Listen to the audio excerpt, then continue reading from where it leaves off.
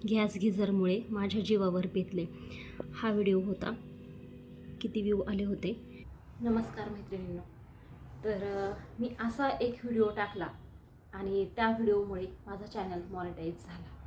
तर कोणता व्हिडिओ मी टाकलेला आहे माझ्या चॅनलवरती तर मी सगळं लाईव्ह तुम्हाला दाखवणार आहे ह्या व्हिडिओमार्फत. त्यामुळे व्हिडिओ शेवटपर्यंत नक्की बघा आणि खूप महत्त्वाची माहिती मी ह्या व्हिडिओमध्ये सांगणार आहे की जेणेकरून तुमचाही चॅनल लवकर मॉनिटाईज होईल. असं मी काही गॅरंटी देत नाही, कारण यूट्यूबच्या नवीन नवीन पॉलिसी ह्या येत असतात, अपडेट येत असतात. त्यामुळे पण माझा अनुभव मी तुम्हाला सांगणार आहे की माझा एका व्हिडिओमुळे किती वॉच टाईम झाला आहे, किती मला सबस्क्राईब मिळालेत, किती त्या व्हिडिओला व्ह्यूज आलेले आहेत, हे सगळं मी ह्या व्हिडिओमध्ये दाखवणार आहे. तर मी असा कोणता व्हिडिओ टाकला होता, तर तो व्हिडिओ कोणत्या संदर्भात होता तर ते सांगते. तर याच्या अगोदर पण मी असे व्हिडिओ टाकलेले आहेत, म्हणजे माहिती दिलेली आहेत की कसा माझा तो व्हिडिओ इतका व्हायरल झाला. तर मी आत्ता परत सांगते, नवीन यूट्यूबर असतील कोणी तर त्यांना फायदा होईल ह्याचा. त्यामुळे एक आयडिया येईल. हा व्हिडिओ बघितला तर तुम्हाला एक आयडिया येईल आणि तुम्ही तसे व्हिडिओ टाकू शकता. पण एक गोष्ट लक्षात ठेवा, एक कंटेंट मिळाला म्हणून तसंच कॉपी कोणाचं करायचं नसतं. नंतर मग कॉपी राईट किंवा कॉपी क्लेम वगैरे येऊ शकतो आपल्या चॅनलवरती. त्यामुळे कोणाचंही कॉपी करू नका, पहिली गोष्ट महत्त्वाची. तर मी टाकलं म्हणजे माझ्या बाबतीत जे झालं रिअल ते घटना मी सांगितलेली आहे. आणि आत्ता यूट्यूब चॅनल ओपन केलेलं आहे, तर म्हणजे 1 वर्ष होऊन गेले. तर ती घटना जी झाली माझ्या बाबतीत ती बरेच आधी झाली होती. त्यामुळे मी ती माझ्या बाबतीत जे झालं ते मी त्या व्हिडिओमध्ये सविस्तर सांगितलं होतं. आणि असंही नाही की मी त्या व्हिडिओमध्ये असं तयारी करून वगैरे काही नाही, नॉर्मल जसं जसं मला त्यावेळेस जी घटना घडली आठवत गेलं तसं तसं मी त्या व्हिडिओमध्ये मांडत गेले. आणि काही उलटं फुलटं असं थोडंफार झालेलं आहे. नंतर त्या कमेंट पण मला खूप आल्या होत्या त्या व्हिडिओखाली की असं सांगितले तसं सांगितले. बऱ्याच कमेंट आहे, तुम्ही बघू शकता. पण मी त्या इग्नोर केल्या. जेवढ्यांना मला कमेंटला रिप्लाय देता आला तेवढ्यांना मी रिप्लाय देण्याचा प्रयत्न केला, पण मी इग्नोर केलं. कारण मी माझ्या बाबतीत जे झालं होतं ते मी त्या व्हिडिओमध्ये सांगितलं होतं की तुम्ही ह्या चुका करू नका किंवा ही काळजी घ्या, असं मी त्या व्हिडिओमध्ये सांगितलं होतं की जे मला झालं आहे. तर तो व्हिडिओ होता गॅस गिझर संदर्भात. गॅस गिझर म्हणजे आपण जो आंघोळीला वापरतो. तर नवीन नवीन मार्केटमध्ये येतं आणि आपण ते वापरतो, पण कधी कधी ते सुद्धा आपल्याला धोका देऊन जातं. त्यामुळे काय काळजी घ्यायची हे मी त्या व्हिडिओमध्ये पण थोड्या प्रमाणात सांगितलं आहे. पण मला काय झालं होतं ते मी त्या व्हिडिओत सांगितलं आहे. आणि तो व्हिडिओ इतका व्हायरलला गेला, खूप व्हायरलला गेला, खूप त्याला व्ह्यूज आलेले आहेत की ते मी ते पुढे दाखवते तुम्हाला. तर सांगायचा उद्देश हा आहे की अशा पद्धतीत तुम्ही व्हिडिओ टाकू शकता, पण रिअल टाका, एवढंच सांगायचं आहे. खोटं वगैरे काही टाकू नका, कारण ही सोशल मीडिया आहे, तिथे खोटं अजिबात काही चालत नाही. आणि खोटं जर तुम्ही काही टाकलं तर खूप लोक टार्गेट करतात, खूप लोक वाईट वाईट कमेंट करतात. मग ह्या जर टाळायच्या असतील, आपल्याला वाईट कमेंट जर टाळायच्या असतील तर, किंवा याचा सामना जर आपल्याला करायचा नसेल तर खोटं काही टाकू नका. पण ह्या संदर्भात तुम्ही कंटेंट बनवू शकता. म्हणजे आता बघू शकता तुम्ही, एक आयडिया देते तुम्हाला. लाईटचा गिझर असतो, कशी काळजी घेतली पाहिजे, किंवा गॅस गिझर असतो त्याची पण आपण कशी काळजी घेतली पाहिजे. फिल्टर असतो आपल्या घरामध्ये, फ्रीज असतात, खूप जुने झालेले असतात फ्रीज, पण ते आपण वापरतो. पण खूप आता आपण टी व्हीवरती पण पाहतो की खूप जुने फ्रीज जर झाले तर नंतर खूप असे प्रॉब्लेम झालेले आहेत, बऱ्याच ठिकाणी स्फोट वगैरे झालेला आहे. त्याची पण काळजी घेतली पाहिजे, म्हणजे हवा वगैरे लागली पाहिजे, हवा अशी खेळती राहिली पाहिजे फ्रीजच्या अवतीभोवती. असा एकदम फ्रीज भिंतीला असा लावून चिटकून असं ठेवायचा नसतो, थोडीशी हवा जायला पाहिजे अशी आरपार. खूप गोष्टी आहेत की त्या आपण त्याची आपण काळजी घेतली पाहिजे, हे आपण आपल्या ऑडियन्सला सांगू शकतो. आणि त्या व्हिडिओला पण अशा कमेंट आल्या होत्या की काहीतरी असं प्लॅन वगैरे केला आहे आणि व्हिडिओ बनवला. जर मला प्लॅन करायचा असता तर मी तो व्हिडिओ कसा पण सांगितलं नसतं. म्हणजे जसं जसं मला ते आठवत गेलं तसं तसं मी ते सांगत गेलं. आणि जे माझ्या बाबतीत झालं ते मी असं का चुकीचं सांगू.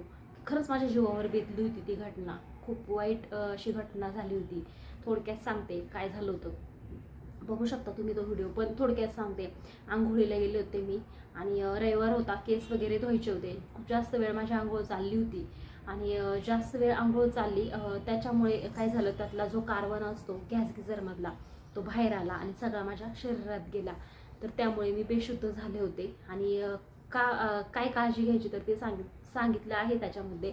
पण आत्ता थोडक्यात सांगते की आम्ही त्यावेळेस सर्व्हिसिंग केली नव्हती, म्हणजे आमच्याकडून ती चुकून राहून गेली होती. आम्ही सर्व्हिसिंग करतो, अजूनही करतो अधूनमधून, म्हणजे जसं जसं ती लोक सांगतात ह्या एवढ्या महिन्यांनी करायला पाहिजे तसं आम्ही ते करत असतो. आणि त्यावेळेस काय झालं माहीत नाही, ही घटना घडायची होती त्यामुळे का काय माहिती आमच्याकडनं ती सर्व्हिसिंग राहिली होती करायची, चुकून कोणाच्याच लक्षात राहिलं नाही. आणि त्यामुळे ती सर्व्हिसिंग न केल्यामुळे तो एवढा मोठा प्रॉब्लेम झाला होता, अक्षरशः तोंडातून फेस वगैरे आला होता. खूप वाईट घटना झाली होती, अशी कोणाच्याही बाबतीत होऊ नये असं मी सांगितलं आहे. आणि मला जर असं प्लॅन करून किंवा व्हिडिओ टाकायचा म्हणून असं काहीतरी म्हणतात ना, स्टोरी वगैरे असं केलं असं मी एकदम सविस्तर तिथे मांडलं असतं, पण असं काहीच नाही. जे घटना माझ्या बाबतीत रिअल झाली होती ती मी त्या व्हिडिओमध्ये सांगितली होती. आणि मैत्रिणींनो, जे आपण सत्य सांगतो त्याचं फळ हे आपल्याला मिळत असतं. ती जी घटना होती ती सत्य होती आणि तो व्हिडिओ इतका व्हायरलला गेला. तर मी तुम्हाला दाखवतेच पुढे किती व्ह्यूज आले, सगळ्या गोष्टी दाखवणार आहे. त्यामुळे त्याचं फळ मला मिळालं आहे आणि त्यामुळे माझा चॅनल लवकर मॉनिटाईज झाला त्या एका व्हिडिओमुळे. अगोदर माझे सबस्क्राईब थोड्याफार प्रमाणात होते. तर किती होते ते तुम्हाला सांगते. मला वाटते 700 काहीतरी होते मला वाटते सबस्क्राईब. आणि ऑश टाईम तर खूप कमी होता.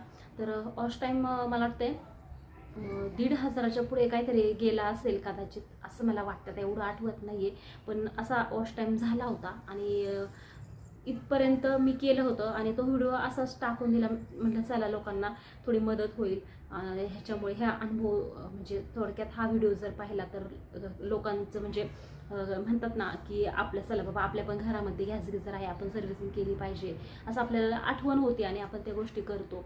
मग कितीतरी लोकांचे जीव वाचतील ह्या हेतूने मी तो व्हिडिओ टाकला होता आणि खरंच खूप व्हायरलला गेला आणि मला त्याचं यश मिळालं आहे. पण रिअल होतं, जे खरं होतं, सत्य होतं, त्यामुळेच यश मिळालं आहे. देव कधीही कोणाला असं खोटं चुकीचं काही देत नसतो, ही गोष्ट लक्षात ठेवा. जर तुम्ही प्रामाणिक असेल, तुमचं कष्ट जर असेल प्रामाणिक आणि कष्ट करण्याची जर तुमची ताकद असेल तर हे यश हे नक्की मिळतं. हा मला अनुभव आलेला आहे. त्यामुळे न डगमगता व्हिडिओ टाकत जा आणि जे काय आहे ते रिअल दाखवत जा. ऑडियन्सला सुद्धा, तुमच्या सबस्क्रायबरला सुद्धा, म्हणजे तुमच्यातला विश्वास निर्माण होतो. तुमच्या सबस्क्राईब जे आहेत त्यांचा तुमच्यावरचा विश्वास आहे तो एकदम व्यवस्थित राहतो, एकदम पारदर्शक नातं हे आपलं राहतं. त्यामुळे लोक काय वाईट वगैरे कमेंट करत नाही. चला तर आता मी तुम्हाला पुढे दाखवते की कशा पद्धतीत माझा त्या व्हिडिओचा वॉच टाईम वाढला होता. आता इथपर्यंत माहिती आवडली असेल तर सबस्क्राईब नक्की करा. तर इथे बघू शकता हा व्हिडिओ गॅस गिझरमुळे माझ्या जीवावर बेतले हा व्हिडिओ होता.